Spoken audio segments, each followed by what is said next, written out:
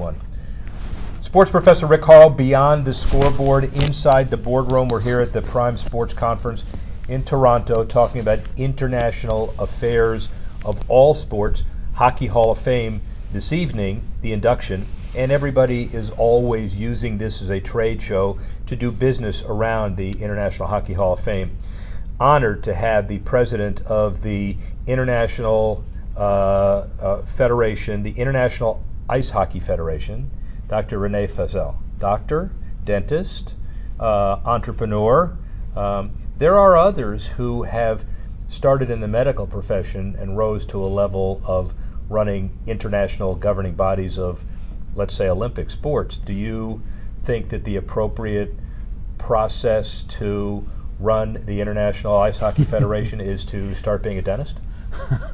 It's a good question, but I think maybe I started to be a hockey player, and then I was 10 years referee actually in Switzerland, being in the top league for 6 years. So I would say that referee, ice hockey referee on the ice, being on the ice, was a very, very good school to do what I'm doing now. My sense as well is if you're a player, your goal is to antagonize and to score goals. If you're a referee, your goal is to generate some kind of consensus and develop some resolution. So that's how you've become a stupendous international executive. How's that? Is that better? Yeah, and as a dentist, I'm building bridges, you know. And both literally and figuratively. Yes, right. And I'm being a Swiss. I mean, you know, as Swiss people, we're always actually trying to look for compromises, and the unbelievable and fantastic thing to work in sport is to work with so many different cultures. You would agree that a Russian is so different than a Swede, and a Swede to a Finn, and a Finn to the American, and American, even American to the Canadian.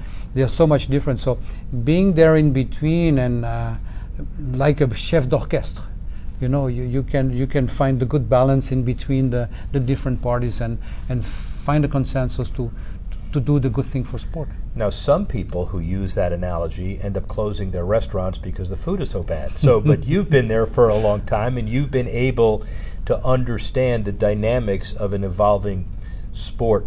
How much of your job is game, ice related? How much of it is politics? How much of it is psychiatry?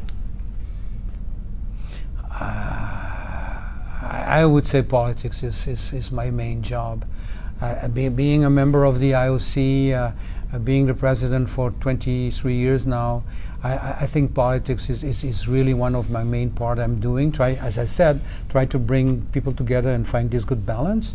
And for sure, I mean, my heart, I'm coming from ice hockey. I love the game, so I really work, I would say, very, very intense in maybe not for a long time, but I like to feel the game. I like to listen.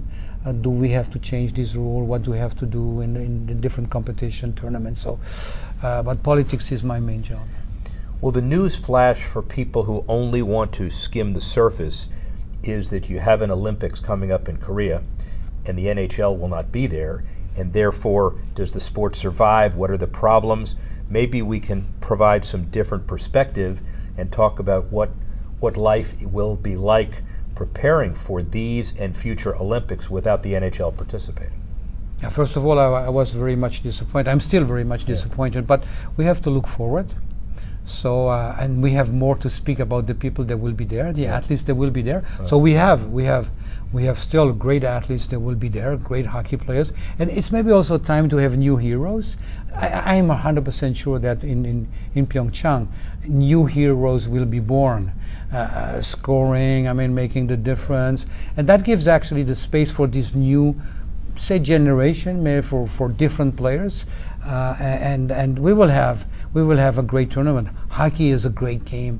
Any level you go and watch a hockey game, even at the lowest level, there is always something happening on the ice. There is always emotion. There is always going on. So I'm not so much concerned about that. But still, for sure, I miss the big names. Well, and of course it grabs the headlines now, and it'll grab the headlines in Pyeongchang.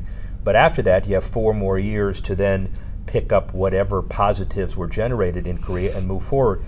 Great development program. What does the organization that you chair do to promote and develop the sport generally? So I think our main job is to organize different world championships in different places in the world. We organize around 30 to 35 different world championships, women and men, women under 18 and senior. On the men we have under 18, 20 and the seniors, and on the different levels. So this is I would say this is our main task. On the other point is having the relationship with the other federations, Winter Sports Federation and summer, being an IOC member, having this contact with the IOC and the Olympic movement, and for sure with the NHL. This is also one of our main tasks. Even now the NHL tries to have a personal contact with the leagues in Europe and the clubs. We saw that last weekend, but it's not a big concern, so that they will need us anyway.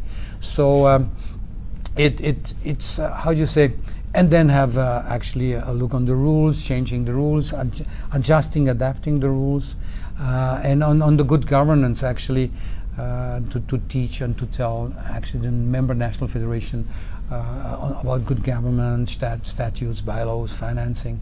So this is, I would say in generally, and help the development, this is generally our task. You're a senior statesman in the industry. People respect what you've done. You are a pinnacle of stability in the industry. How have things changed, not on the ice, but off the ice, with more global television contracts and social media, etc.? What are the biggest change agents from, let's say, when you started this job? The money. Yeah. The money. Yeah. I mean, I was elected Swiss president in '85. And then elected in the IIHF as a council member in '86. So when you see the budget we had at that time, maybe it was between 4 or 5 million. Now in the Olympic year, we are more near to 80 million Swiss francs budget than it was in the 80s. You know, and beginning 90s, when I see especially actually soccer, football, FIFA. Yeah.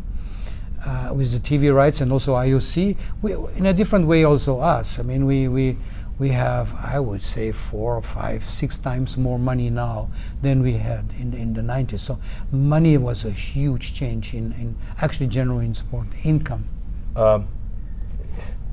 Is the money going to the right places? Yeah, that's a good question. You know, yeah. I think we are lucky here. We have a budget, as I said, in the normal year of 35 million Swiss francs. We spend actually over 92% of the money going back to the sport, and we have around, I don't know, 8 to 10% of the money going for administration costs. So we are quite good on that, and we have also good governance. How do you say? Practice in our federation since many years, being in Switzerland, controlled by the Swiss tax authorities. Actually, in our case, I must say we were away from scandals.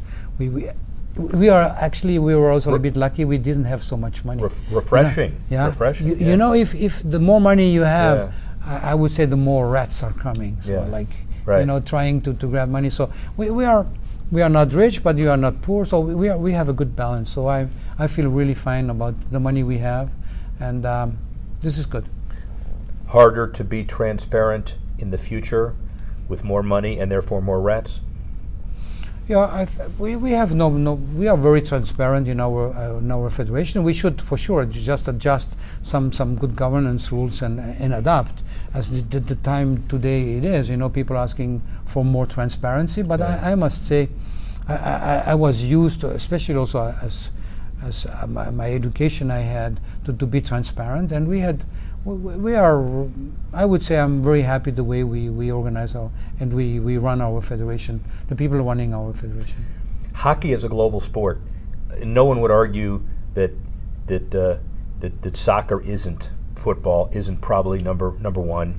Hard to know what you measure it by, but hockey becoming more international every day. Are you pleased?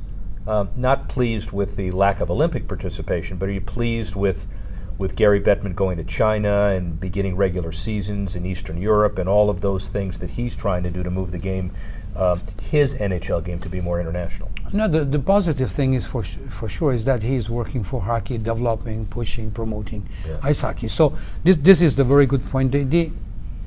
Where I'm not so happy is that we should coordinate that. I'm a little bit disappointed on that we do not have this cooperation together. That we have some advantages in China that Gary and the NHL does not have. Being a member of the Olympic movement, the IHF, the International Ice Hockey Federation, and having me being in the coordination commission of Beijing 22, having the relationship with the government and the NOC, we could coordinate in a way where we had a synergy to have a much better impact, especially in China, and not going to Korea. For me, this is if on one side you want to promote the game, and you speak about China, about Beijing, maybe look at the map where Korea is. It's not so far away from China, Beijing. So I would say missing Pyeongchang is not really developing the game in Asia. Now, Gary Bettman would say, he said this morning, that a lot of the issue was the IOC, not you, not paying certain expenses, not acknowledging what he needs to close down the season for 3 weeks during the year. Is there some sensitivity to all of that? It's always the same problem, closing the league for 2 weeks, 2.5 weeks. They play the same number of games. So he has 82 regular season games. So he has the income. And okay, we are in February. Maybe for some owners, they have more spectators in February than they have in a tight schedule as they have.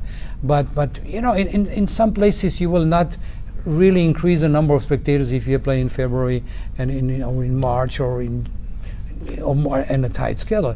Ottawa being in the semifinal of the conference last year and not filling the arena, it's not a problem being in the Olympics or not. So. I understand Gary that for some business reason he couldn't decide. And maybe for some money reason. Some important steps went wrong. First of all, the IOC telling us they will not pay the insurance and the transportation, so we could find the money. The second point is Gary asking the players to extend the CBA for an extra 2 years. So not asking really, but really asking.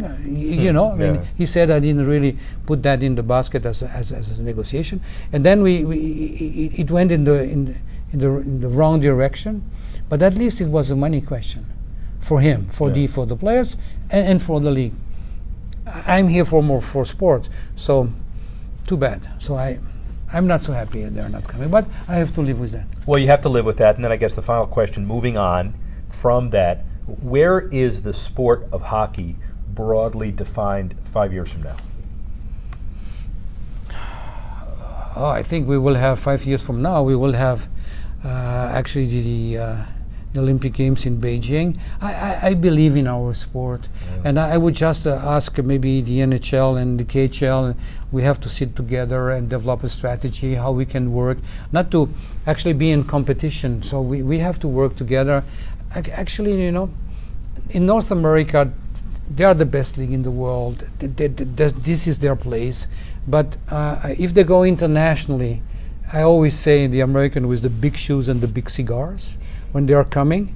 So they should be a little bit more careful. So we have maybe a better approach to different people, to different markets than they have, thinking that they are just the best in the world. They are the best league here in the world and in North America.